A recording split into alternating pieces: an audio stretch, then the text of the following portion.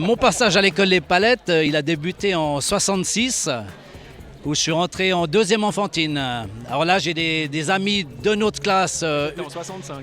De nos classes, là, on a fait la réunion un peu de la sixième primaire. Donc il y en a qui ont commencé en première enfantine en 1965. Voilà, donc on était vraiment la première volée qui était dans les bâtiments en fait, parce que les 2 années auparavant, c'était des baraquements qui étaient derrière vous en fait, où il y avait des baraquements provisoires en attendant que l'école soit finie.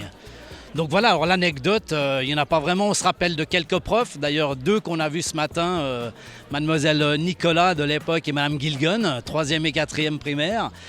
On a gardé, nous, des contacts avec notre professeur de 6e primaire qui malheureusement n'a pas pu venir aujourd'hui, mademoiselle Muster. Et puis sinon, bon, on se rappelle de profs plus sympas que d'autres, plus dragons que d'autres. Certaines anecdotes en classe où on ne se faisait pas forcément gronder, mais c'était plutôt des craies balancées dans la figure, des choses comme ça à l'époque. Aujourd'hui, je crois que les profs n'ont plus tellement le droit de faire ça. Mais voilà. Mais une super anecdote, c'était M. Mathieu de l'époque. D'ailleurs, sa femme est venue là. L'ancien grand directeur, on va dire maître principal de l'école, où quand on était puni et envoyé dans sa classe, on était sous son bureau. Mais c'était vraiment un tout petit carré, un tout petit bloc et on était coincé sous son bureau. Donc ça, moi, je m'en rappelle. Eddy, à mon avis, a passé aussi, mon copain. On y était quelques fois. Il a été quelques fois. Alors, et Maurice qui se cache à côté. Maurice, il y allait très très souvent. Lui, il y était au moins une fois par semaine.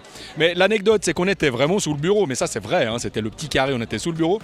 Et quand on faisait trop de bruit, il nous mettait de temps en temps un coup de pied. Mais bon, paix à son âme, il est plus là, donc ce sera pas redit, puis ça risque rien.